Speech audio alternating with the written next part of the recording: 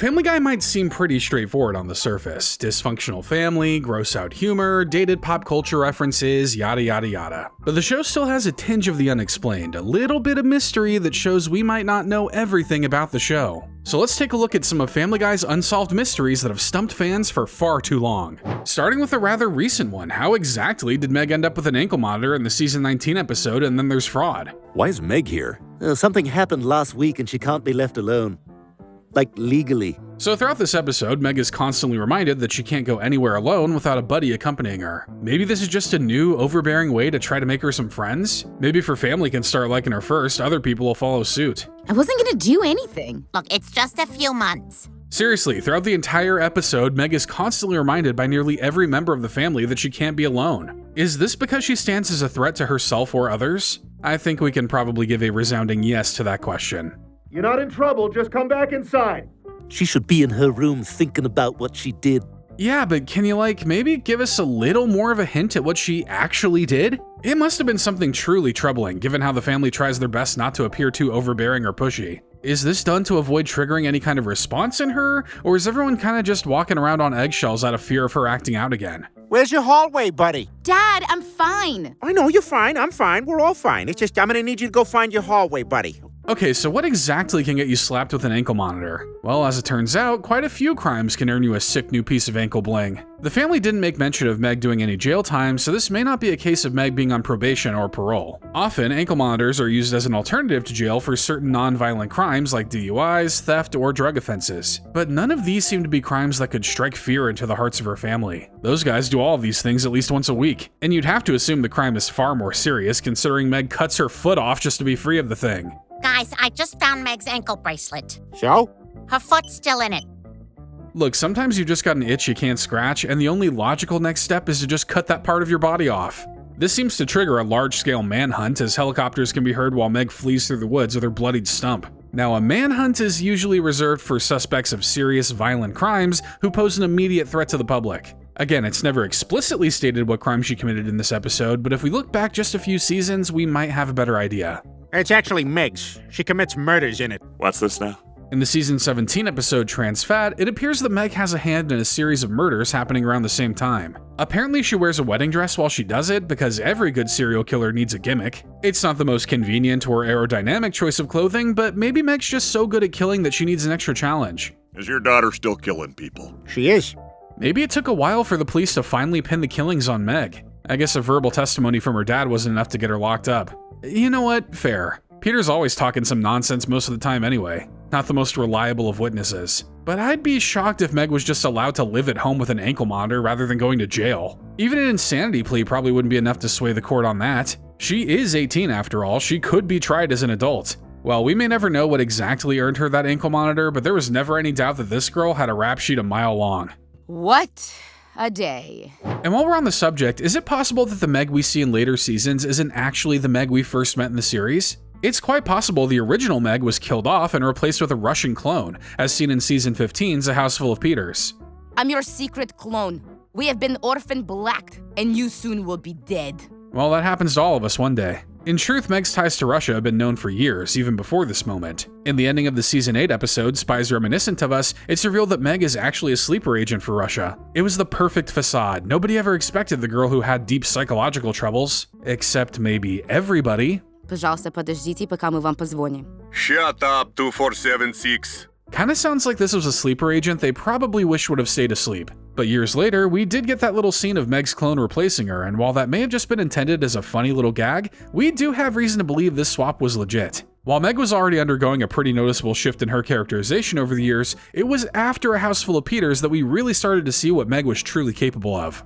Meg, that was amazing! For starters, the show started to really lean into Meg's proficiency as an athlete. From roller derby to basketball to Olympic biathlon, Meg has shown that she's actually quite the physical specimen. I didn't know Russia was teaching all their spies to play basketball, but I guess you never really know when the mission will call for you to break some ankles out on the court. Come on, you could do this. Everyone who's not looking at their phone is counting on you. And it's not just her physical accomplishments that make us think the old Meg was replaced. This Meg's ties to Russia have seemed far more apparent, as she's shown to be able to speak fluent Russian like in the episode From Russia with Love. How do you know how to speak Russian? If you watch enough super dark videos on the internet, eventually you're gonna learn Russian. A likely cover, but something tells me Meg might be the one making those videos, not watching them. But the timeline for all of this is definitely a little confusing. So as seen in Spies Reminiscent of Us, Meg was at some point turned into a Russian sleeper agent. We have no idea how or when this happened, and we also don't know how many times this might have happened. Russia's probably got a whole legion of Meg clones ready to go at a moment's notice. I can't think of a scarier enemy to go to war against. But then at some point, this clone of Meg was deemed defective or inefficient, so she was replaced with another. It appears the original Meg wasn't aware of her ties to Russia, and we're not super sure if this Meg fully remembers either after being given her mission. We can see this in the aforementioned From Russia with Love and the following episode, Adult Education, where Meg believes she's found her true home in Russia. I'm an 8 in Russia, Brian. I'm staying here. That's quite the step up from whatever negative number she was in the States. This could just be Family Guy having a little fun with Meg in a non-canonical way, but you still can't deny that there are some interesting coincidences linked to Meg's Russian origins. But the original Meg isn't the only family member who seemed to have disappeared at some point, as Lois's sister Carol had a baby way back in season 3, who we never saw again. Oh, a baby girl. I'm so happy. But she has a So Carol gave birth to a baby boy back in season 3's Mission Impossible. This came at a time when Carol was on like her 100th divorce, so the father wasn't really in the picture. Well, like father, like son, because the baby boy would pretty much leave the picture as soon as he arrived. This scene is the first and last time we ever saw little baby what's-his-name, as every time Carol appeared going forward, she was noticeably without a baby. Hey, you need some help with those bags? Oh, well, yes, thank you so much. Oh, it's my pleasure, Lois's recently divorced sister. Unless that baby's in the suitcases. Probably not the safest way to transport a child, but you gotta admit, it is efficient. But this baby never resurfaces anywhere. Not at Carol's eventual marriage to Mayor Adam West. Good luck. Hope you like weird boobs. Nor does he appear at any family gatherings like Thanksgiving. Don't mention last night's Project Runway. I've got it on TiVo. And when Mayor West eventually passes away, that baby is still AWOL. I know he's just a baby, but isn't he a little too old to be acting this antisocially? I've been having such a hard time since Adam passed away. I want to squeeze your butt! So what happened to this child? The show has never mentioned him or brought him up, so we can only infer based on what we know. When Carol was pregnant with him, she was recently married to a man named Ted who left her right before the due date. So we could guess that the baby is his, although it could be someone else's. I wouldn't doubt that Carol could have gone through more than one divorce in an 8-month period. But if the baby is Ted's, it's quite possible that they share joint custody over the child. So whenever we see Carol in the show, her son could be with his dad at the time. Ted might even have full custody. The judge probably saw her track record and figured the baby could benefit from more stability. Every time a man shows her the slightest glimmer of attention, she rushes into something serious. And that's probably the best case scenario, if we're being honest. It's also possible that Carol, finding herself all alone and without a partner to help with the child rearing process, decided to put the baby up for adoption. It's not like she has some rich parents who could help her with any costs. Though to be fair, I think the Peter Schmidts honestly forget they have another daughter from time to time. We had 3 other kids who did not live up.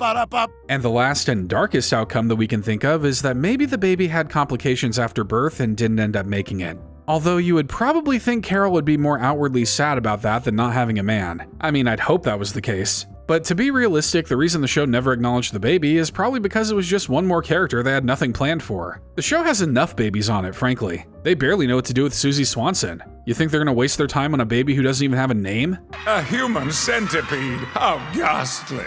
But Carol's baby isn't the only character who's gone missing from the series. We still wonder what became of Retep, Peter's evil palette-swapped clone who appeared in the season 12 episode Meg Stinks. My name is Retep, and I am evil. So Retep is the product of Peter accidentally having his hand cut off while driving. Don't worry, it grows back. Good to see that Peter has a reptilian body to go with that lizard brain of his. But the severed hand also grows its own Peter, only this one is quite nefarious and tends to laugh at other people's suffering, especially if he's the one who caused it.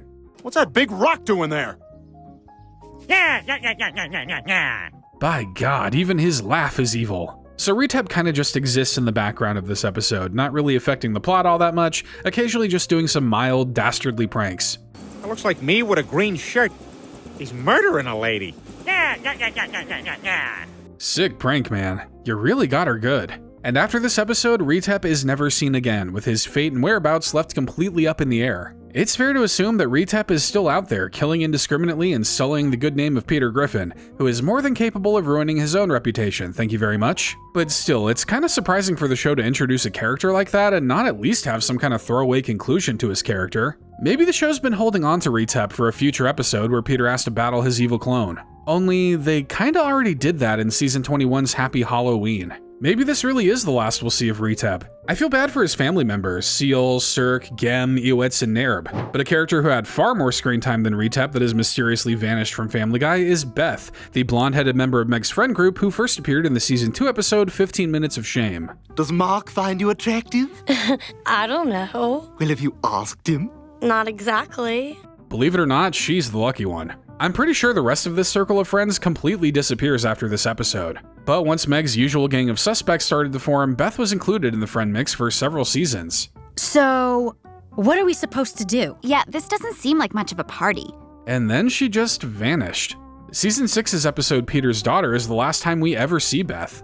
The rest of the friend group stays consistent to this day, but Beth has unfortunately not made the cut. So what happened to Beth? Well, an in-universe reason could be that she simply had a falling out with the rest of the girls. And honestly, good for her. She seems like a normal girl who probably doesn't fit best with this gaggle of weirdos. Maybe she exited the group under her own volition, or maybe the rest of them kinda ganged up on her and pushed her out. This kind of stuff happens all the time in high school friend groups. I pushed my entire posse away because I was just too cool for them. And if they'd ever return my texts, I could explain that, but they're too busy being losers, hanging out together while I'm all cool and alone. You saved her life! Thank God you know CPR!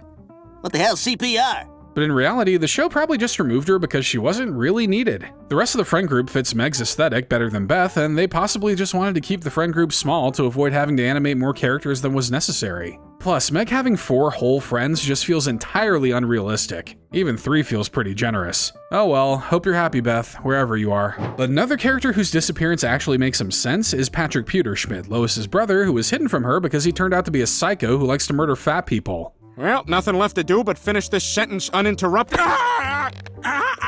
Well, psycho might be a bit harsh. He is just working through the trauma of seeing his mother having an affair when he was young. Sometimes you just get a pass to murder people, what can you do? But after being pulled from the mental hospital only to be put back in, Patrick would go relatively quiet until he appeared again years later in season 10's Killer Queen. Mom, look who dropped by for a visit.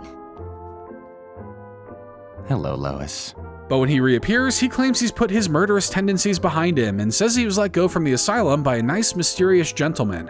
My favorite type of gentleman. Asks no questions, so neither will I. Finally, a stranger you can trust. But Patrick was freed to take the fall for someone else who's going around murdering fat kids, and he actually helps predict where they'll strike next. The murderer won't leave the camp. What? What are you talking about? He's feeding.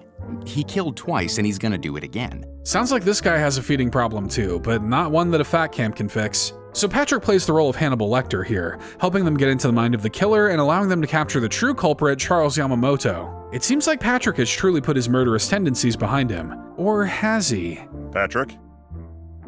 Where did he go? He was just right here. And innocent men don't run. Well, unless you think you're going to be arrested regardless, which is probably what was about to happen anyway. So it's probably pretty safe to say that Patrick's on the run, and we may never truly know if his murderous tendencies are actually gone. If they are, I guess living on the lam is better than wasting away in an asylum. The reason we haven't seen him since and probably won't again is that the character has probably already outlived his usefulness. Still, invite the guy over for a holiday dinner every once in a while. I'm sure he would love reconnecting with the parents who locked him away when he was a child. But there's another killer in the Family Guy universe, one whose identity has remained a mystery for years, despite playing a role in the most shocking and status quo changing murder the show has ever seen. Who else could we be talking about other than the person who ran over and killed Brian? Brian, look out!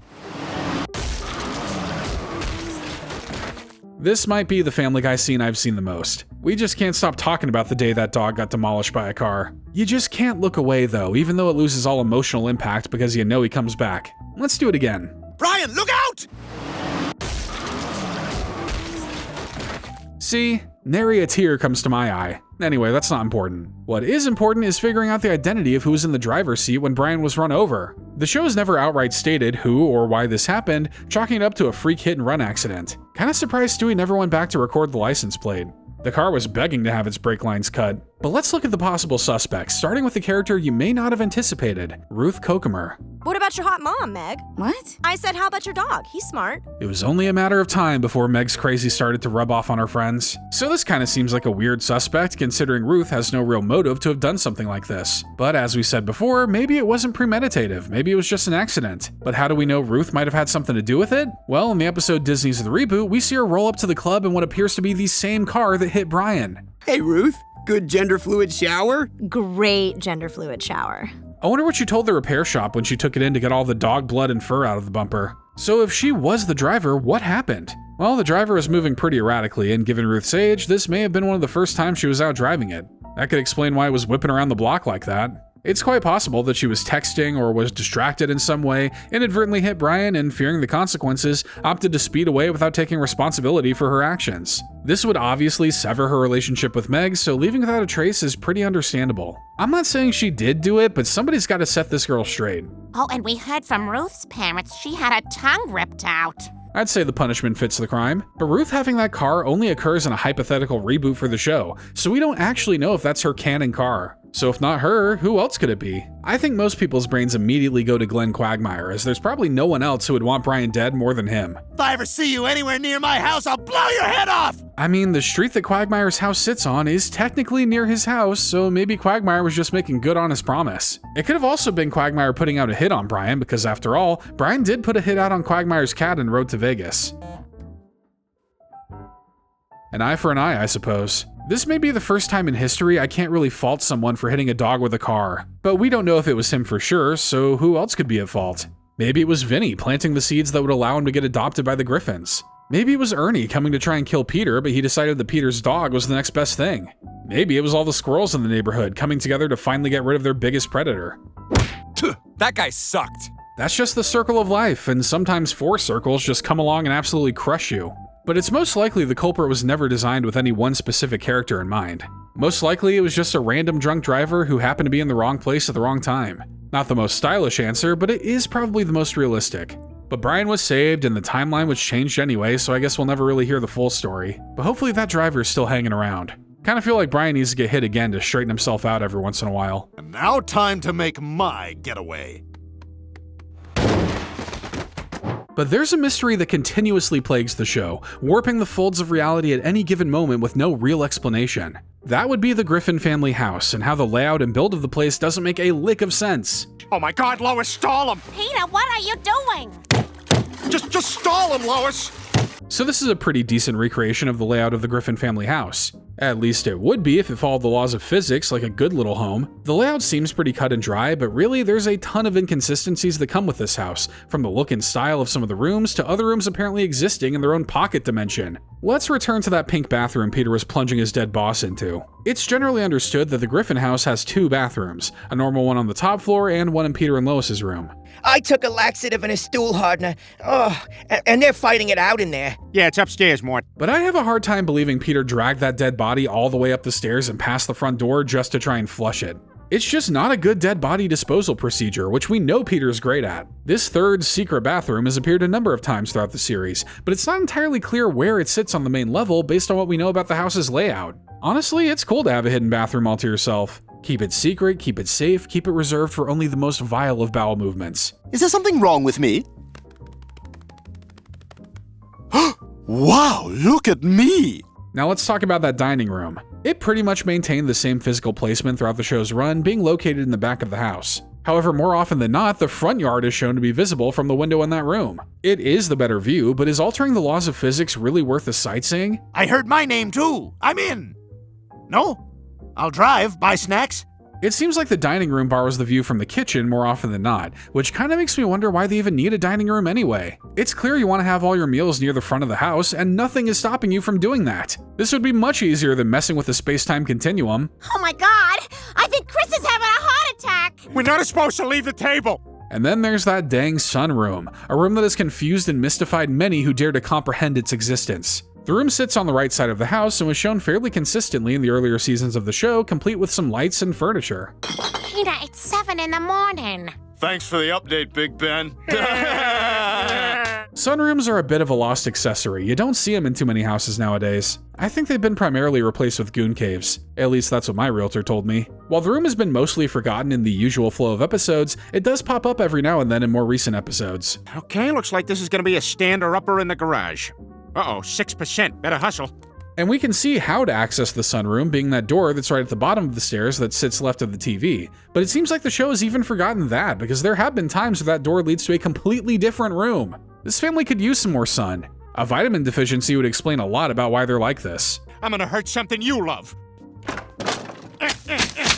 Now let's head upstairs to see the nonsense that goes on there. Much like the dining room, the bedrooms are often swapped around to sometimes face the front of the house. As we can see in this diagram, Stewie's room and Peter and Lois's room have windows that face the street, but sometimes Chris's room, which is located in the back of the house, is seen to face the front. Is somebody out there? Chris, it's me, Uncle Herbert's grandniece Sandy. In my opinion, all teens should have street-facing windows while growing up. That's the prime time of your life when someone throws a pebble at your window to get your attention. But the window Chris is looking out of should technically be in Peter and Lois's room, though sometimes even Peter and Lois's room is shown to be at the wrong window as well. You're not helping. Look, don't come near the house. Go do something else. And there's apparently an attic in this thing, even though it doesn't look like there would be room for one, as those front-facing windows are pretty high up. At least there shouldn't be enough room for the sickest man cave you've ever seen. The size should be closer to a man pothole than a man cave. Welcome to the Pete Pad, where the dancing's hot, the drinks are hot, everything's just freaking hot. And the last big discrepancy that comes from this house's layout is Stewie's iconic weapons room. That thing is massive, but based on where it sits on the wall, it should either be feeding into the bathroom or Chris's room. This is the only one that I can kinda buy because I'm sure Stewie's figured out pocket dimensions by now. Gun? Oh, that's not a gun. So while the house has some pretty concrete elements to its design, the thing is often just a madhouse designed to be loose and fluid for whatever the writers need. It defies all forms of reality and common sense, and I hope they put that tidbit on the Zillow listing if they ever get around to selling it. But there's one mystery that mostly just stayed confined to the one episode it was brought up in, but still, the people want to know. What happened to the shirt Peter supposedly gave to Mr. Washi Washi in the Season 9 episode Teeks for Two? Hey, I think you forgot my shirt. There's no shirt. Well, no, I know you have my white shirt. Can you check again? So Peter is insistent that he brought his white shirt to Mr. Washi Washi's dry cleaner, but Mr. Washi Washi is adamant that's not the case. I mean, he could just be wearing it already, right? Or is this one of his dozens of white shirts that he owns? They may look the same to you, but Peter knows each of those shirts better than he knows his own children. Fine, I go, but there's no over. I take picture of Ang Lee. Peter seems so sure that Mr. Washi Washi has his shirt and spends the entire first chunk of the episode accusing him of grand theft shirt, eventually leading to Mr. Washi Washi banning the family from the dry cleaners. They could just go to Spencer's Cleaners right next door, but how are you gonna walk past a place called Super Cowboy USA Hot Dog Rocket Ship American Cleaners No. 1 and not want to go there? I don't have your shirt. You yes have my shirt. Enough. You all banned from my store. So Peter decides he's just going to take his shirt back by force, sneaking into Mr. Washi Washi's home at night. He does find a white shirt in his closet, but something's telling me it's not Peter's shirt. Either that or Peter somehow really let himself go within a few days. Oh, yeah? Okay, it's not my shirt. So this side story resolves with Peter getting arrested for breaking and entering, but while the conflict is resolved, the mystery of what happened to Peter's shirt is still up in the air. There are a lot of avenues the answer could go down. Maybe Washi Washi did take the shirt and was just good about hiding it. Maybe Peter never actually did bring the shirt to the laundromat and it's around the house or in the car somewhere. Oh my god. What if the shirt was driving the car that killed Brian the entire time? The rabbit hole is getting deeper and deeper, and I'm afraid of what I might see if I continue to peer further. And there's another mystery revolving around a character who has never been seen and may not even exist. If he does, it completely flips the Griffin family dynamic on its head. This is the mystery of a man named Stan Thompson, who may just be the real father of Meg. And Stewie's favorite bedtime story is Goodnight Moon. And Meg's real father's name is Stan Thompson. And Brian said this under oath, so it's gotta be true, right? So many assume this was a comedic one-off remark not meant to be taken seriously, but what if there's some truth to this? What if this Stan Thompson is real and actually sired Meg? It's quite possible, even if Meg does share some similarities with Peter. We know Peter was there when Meg was delivered, but that doesn't necessarily mean he's the father. Peter, would you give this to the nurse? Uh-huh. But he did give her the coolest name ever, so I think that makes him far more important than some deadbeat dad. The possibility of Meg having a different dad isn't exactly something Peter ever outright acknowledges, but every time he talks about her being born, it leaves a little bit of guessing room where you could believe it's a real thing. I was dating your mother. I don't like the way condoms feel. Next thing you know, I got a mortgage, a kid, and a crappy job at a toy factory. But it's the fact that Meg may come from a different father that could explain why Peter's shown such hostility towards her over the years. She isn't truly one of his, never really viewing her as his actual daughter. Didn't think her story could get any sadder, yet here we are. But we don't really know if Stan Thompson was a former lover of Lois's, a one-night stand, or just someone who made a little donation. His existence has been somewhat refuted by Brian, but this could also have just been the dog's attempt at keeping the truth a secret. Would he give you a smoking hot mom like Lois and then have you grow up looking like Peter? Well, we may never really know the truth about Stan Thompson, but that hasn't stopped fans from treating his existence as canon. That one Family Guy fandom site even has a design, backstory, and multiple fake episodes he's appeared in. Have you guys seen that place? It's like stepping into the Family Guy Twilight Zone. And in a similar vein, Chris's origins have been a bit of a mystery in the show. After all, he's the only member of the family to have blonde hair, a recessive trait that no one on either side of the family seems to have in their immediate lineage. I guess Lois just had her downstairs caved in by some unrelated happening. All right, give me that phone and get back to work. And before you judge your mother, you did most of that damage. But the idea of Chris maybe not being a product of both Peter and Lois has been tossed around in the show as early as season 2, where we assumed it was nothing more than an older sister teasing her younger brother. But she knew. Lacey Chabert knew and took that secret to the grave, which in this case is just elsewhere in Hollywood. That's what happened to our big brother Jimmy. That's why Mom and Dad adopted you. What? But the people who would actually know, Peter and Lois, have made statements numerous times throughout the show's run about Chris's adoption. For instance, Peter claims to still have Chris's adoption papers in a safe in the house. It was in a box with Chris's adoption papers. Oh. You heard nothing.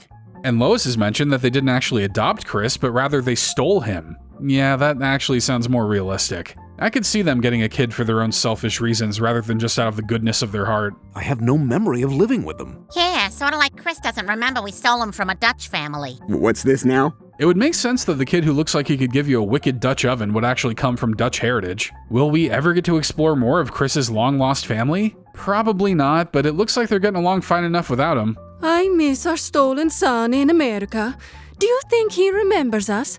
Wooden shoe? But it seems like it might be all but guaranteed that Lois did give birth to Chris. After all, they talk extensively about how much the process damaged Lois, which would be a weird thing to make up for a boy you got from another family. Then again, it always helps to have something to hold over your kids' heads. That's healthy, right? Doctor said I'll be lucky if I live past 50, but Chris is healthy, and I thank God for that. But there is a chance that Chris may not actually be Peter's. It seems like a surefire thing given their similar builds and facial structure, but Lois did admit in You Can't Handle the Booth that she had an affair with actor Philip Seymour Hoffman, and that 8 months later, Chris was born. I get why he's upset, but this is honestly the best case scenario for him. Philip Seymour Hoffman could do Peter Griffin Presents The King and I, but Peter couldn't do Happiness. You slept with Philip Seymour Hoffman? Haha, I sure did! So we still don't know which is the correct answer to Chris's origins, but maybe we will one day. The only way to prove it to us is to get us in that delivery room. I'll just be sure not to eat for 2 or 3 days beforehand, because it sounds like it was an absolute nightmare to witness. I feel great dropping that kind of weight all at once. You remember how good you felt after you had Chris? And there are mysteries the show has even called out, constantly pointing out inconsistencies and double standards that they are well aware of. There's perhaps no stronger example of this than exactly what the rules and criteria for understanding Stewie in this universe are. Stewie was really laying in the Meg about something. Yeah, it was Stewie. Definitely Stewie. Oh, so now everyone understands me. Oh, the woe of being a child. Unable to be heard, unable to be understood. At least you get to poop anywhere. But really, Stewie hasn't had too difficult a time being understood. It's just that figuring out who can understand him is where things start to get a little fuzzy. So let's take a look at who we know can for sure understand him and who has it a little bit looser with the rules of the universe. Let's get the easy one out of the way. Brian can and always has been able to understand Stewie. Now that's a true friend. They probably bonded over their shared ability to poop anywhere. And you know, I've seen you eat poop before, Brian. Yeah, mine. Is that really a huge distinction? For a while, Brian seemed to be the only person in the family who could understand Stewie without an actual concrete reason for why. I guess funny talking baby and funny talking dog just make sense together scientifically. But over the years, another member of the family has shown that he can completely understand Stewie without any outside interference, and that's Chris. Stewie, are we gonna die? Hey, probably. And not even in a way where it's just Chris interpreting what Stewie is saying, the two have full-on conversations. I guess having the brain of a toddler helps Chris connect with other toddlers. He might be able to finally find his people if it weren't seen as super creepy. Chris wasn't shown to have always understood Stewie, but it became more of a thing around the show jumping to HD. Honestly, the two just never seemed to really hang out much together before then. Too busy drooling and spitting up, I suppose, and Stewie was doing other things too. What are you doing? You're coming to school with me whether you like it or not. Let me out! You can't keep me in here forever! But that's pretty much where the surefire Stewie understanders end, and the playing field gets a bit more gray. There's some people in the family who seem to kinda be able to understand him in certain scenarios, some who it's unclear if they actually understand him, and some who just straight up don't hear him at all. For the longest time, Lois was a part of that last group, being unable to communicate directly with Stewie. No wonder he hated her. She's the person he's around the most throughout the day, and she's practically a brick wall. Mom, you'll go get Rupert so he can eat with you. Oh God, thoughtful. But of course, that briefly changed recently with the season 24 episode, The Edible Arrangement, where Lois and Stewie were finally able to have full-on conversations thanks to them both being high out of their minds. Shouldn't have to warn you all not to try to repeat this experiment. Leave it to the professional idiots. Bonnie's not pretty enough to be as mean as she is. Yes! That! Outside of that, Lois has only been able to understand Stewie in very specific scenarios, like the fake reality created in Lois Kills Stewie, or when they're discussing The Godfather and Untitled Griffin Family History. You ever just hear a movie take so bad that it rewires your brain to be able to understand your infant son? Well, how can you say you don't like it if you haven't even given it a chance? I agree with Stewie, it's not really fair. But it's generally understood in this universe that Lois just isn't one of the people who can understand Stewie. Peter's a bit of a foggier situation, as it's not entirely clear where he sits on his level of being able to understand Stewie. The two of them have interacted quite a bit and have even seemed to talk to each other, but it's unclear if Peter's actually understanding what's being said. Stewie, you go into your room. I think not. Dad's got my back. Stewie, she looks mad. You better go to your room. Really thought they'd be on similar brainwaves there, like Stewie and Chris. I guess we know Peter sits in the dumber than a baby camp. Isn't it great he's allowed to operate a vehicle? But there are some instances of him understanding Stewie pretty clearly, so it's not entirely concrete on when or even how he can understand him. You think he's dead? Nah, he'll be back on his feet in no time. I don't even know if Stewie fully understands whether or not his dad can understand him. He definitely seems surprised in the moments that he does. Hey Dad, that's a cool whip. Ah, I thought you couldn't understand me! Who knows, man? The genius baby should probably understand that this world doesn't make any sense. But the one member of the family who seems pretty locked into the can't understand Stewie camp is Meg, as we're not sure there's ever been an instance where they had a full conversation. What's going on?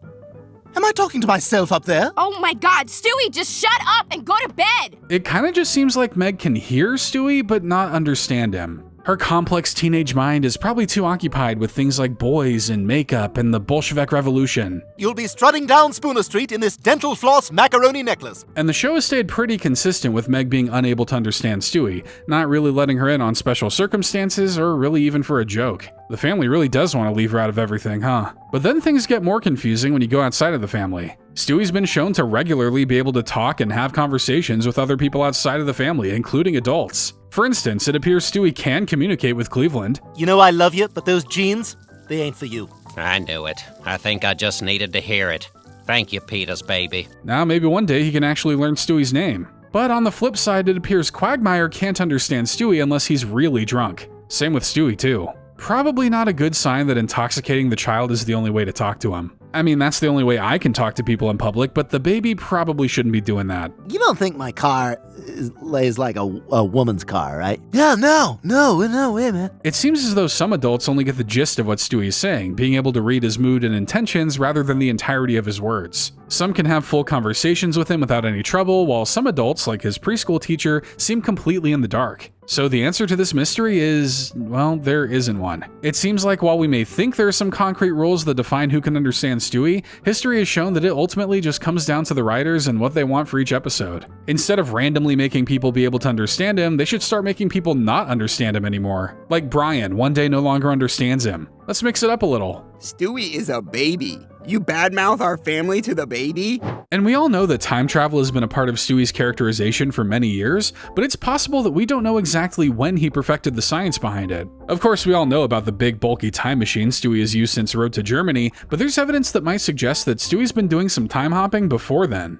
Time machine? I didn't know you had a time machine. Yeah, I built it after I got bored with that European CNC. So we know that Stewie has been wanting to build a time machine since Season 1's Mind Over Murder, and he actually did succeed. I mean, as well as Season 1 Stewie could succeed, which means barely. It might just be possible to reverse time's heady flow and undo ever having drawn those damnable blueprints. Stewie's time travel device gets destroyed after he returns to before he drafted the blueprints, but it's not like he's just gonna forget that he knows how to build it again, right? I'm sure IKEA has an online instructional booklet in the wrong language somewhere, but we don't actually see Stewie do any more time travel under his own volition until Season 7, although he does go to the future with his future self in Stu and Stewie's Excellent Adventure. Sorry, Stewie, I abandoned my quest for world domination long ago. Well, am I at least a city councilman or something? But that adventure ends with Stewie returning to the past with the stewed wristwatch time machine, only for him to get eviscerated by his past self with a laser gun. It just goes to show Stewie's biggest obstacle against progress has always been Stewie. So despite not having access to these other two time machines, Stewie eventually figures it out for himself, and it's possible he actually did that in between these other two instances in some capacity. The way we know this is that Stewie seems to have some opinions on chess from a particular era. I'm just saying, 70s boobs were different, I don't know.